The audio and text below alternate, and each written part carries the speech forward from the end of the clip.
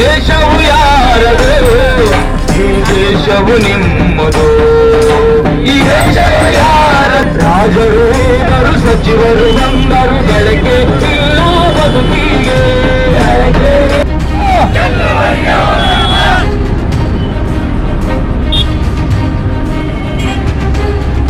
ಕರ್ನಾಟಕ ರಾಜ್ಯ ನಗರಸಭೆ, ಪುರಸಭೆ, ಪಟ್ಟಣ ಪಂಚಾಯಿತಿ ಹೊರಗುತ್ತಿಗೆ ನೌಕರರ ಸಂಘದವರು ಬೀದರ್ ನಗರಸಭೆ ಕಚೇರಿ ಎದುರು ಸುಮಾರು 4 ದಿನದಿಂದ ಕೆಲಸ ಬಹಿಷ್ಕರಿಸಿ ಅನಿರ್ದಿಷ್ಟಾವಧಿ ಧರಣಿ ಸತ್ಯಾಗ್ರಹ ನಡೆಸಿದರು.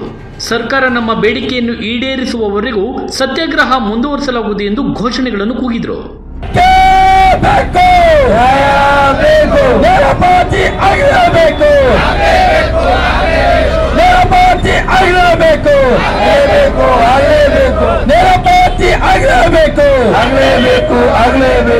ಸುಮಾರು 4 ದಿನದಿಂದ ನಡೆಯುತ್ತಿದ್ದ ಈ ಮುಷ್ಕರವನ್ನು ಗಮನಿಸಿದ ಮುಖ್ಯಮಂತ್ರಿ ಸಿದ್ದರಾಮಯ್ಯನವರು ನಗರ ಸ್ಥಳೀಯ ಸಂಸ್ಥೆಗಳ ಹೊರಗುತ್ತಿಗೆ ನೌಕರರ ವೇತನ ನೇರ ಪಾವತಿಗೆ ಜಾರಿ ಮಾಡುತ್ತೇನೆ ಎಂದು ಭರವಸೆ ನೀಡಿದ್ದರಿಂದ ಇಂದು ಮುಷ್ಕರವನ್ನು ಹಿಂಪಡೆದರು. ಬೀದರ್ನಲ್ಲಿ ನಗರಸಭೆ ಮುಂಭಾಗ ನಮ್ಮ ಎಲ್ಲ ಹೊರಗುತ್ತಿಗೆ ನೌಕರರ ಒಂದು ಹೋರಾಟವನ್ನು ಮಾಡ್ತಿದ್ದೀವಿ. ಏನಿವತ್ತು ಕಾಂಗ್ರೆಸ್ ಸರ್ಕಾರ 6ನೇ ಗ್ಯಾರಂಟಿಯನ್ನು ಚುನಾವಣಾ ಪ್ರಣಾಳಿಕೆಯಲ್ಲಿ ಘೋಷಣೆ ಮಾಡಿತ್ತು. ಈ ರಾಜ್ಯದ 25,000 ಜನ ಪೌರ ಕಾರ್ಮಿಕರನ್ನ ಕಾಯಂ ಮಾಡ್ತೀವಿ ಅಂತೇಳಿ ಇವತ್ತು ಸ್ವಲ್ಪ ಮುಖ್ಯಮಂತ್ರಿಗಳಾಗಿರ್ತಕ್ಕಂಥ ಸಿದ್ದರಾಮಯ್ಯನವರು ಬಜೆಟ್ನಲ್ಲಿ ಅದನ್ನು ಪ್ರಕಟ ಮಾಡಿದ್ದಾರೆ. ನಾವು ಸ್ವಾಗತ ಮಾಡ್ತೀವಿ. ಮತ್ತೊಂದು ಮನವಿಯನ್ನು ಕೂಡ ಮಾಡ್ತೀವಿ.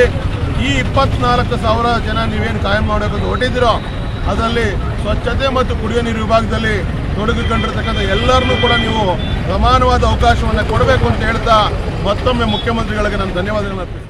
ಈ ಹೋರಾಟದ ಬೆಂಬಲವಾಗಿ ನಾವು ಭಾನುವಾರ ದಿನ CMನವ್ರನ್ನ ಭೇಟಿ ಮಾಡಿದ್ದು, ಅದೇ ರೀತಿ ಅಹವಾಲನ್ನು ಕೊಟ್ಟಿದ್ದು, ಅವರು ಒಪ್ಕೊಂಡಿದ್ರು. ಮತ್ತು ನಾವು ಎಲ್ಲ ಹೋರಾಟ ಇಡೀ ಕರ್ನಾಟಕದಲ್ಲಿ ನಡೀತಾ ಇತ್ತು. ಪೌರ ಸೇವೆ ಕೆಳಗಡೆ ಯಾರ್ಯಾರು ಕೆಲಸ ಮಾಡ್ತಾ ಇದ್ದಾರೆ ಅವರೆಲ್ಲರೂ ಕೂಡ ಒಟ್ಟಿಗೆ ಒಗ್ಗಟ್ಟಾಗಿ ನಾವು ಏನು ಸ್ಟ್ರೈಕನ್ನು ಪ್ರತಿಭಟನೆ ಮಾಡ್ತಾ ಇದ್ದೋ ಅದರ ವಿಚಾರವಾಗಿ ನಿನ್ನೆ CM ಅವರು ನಮ್ಮನ್ನ ಬರಮಾಡ್ಕೊಂಡಿದ್ರು.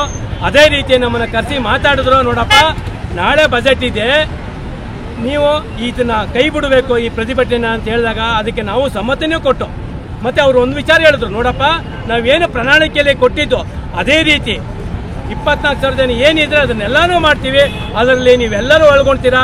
ನೇರ ಪಾವತಿ ಅವರು ಕಾಯಂ ಆಯ್ತಾರೆ, ಹೊರಗುತ್ತಿಗೆ ಅವರು ನೇರ ಪಾವತಿ ಆಯ್ತಾರೆ.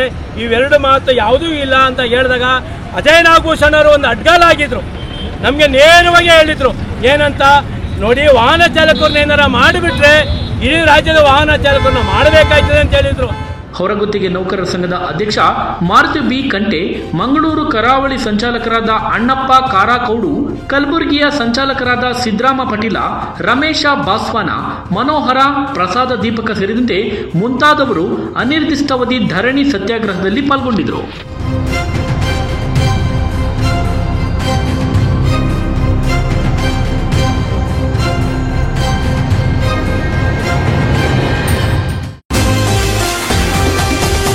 TV12 ಕನ್ನಡ, ಇದು ಕನ್ನಡಿಗರ ಧ್ವನಿ.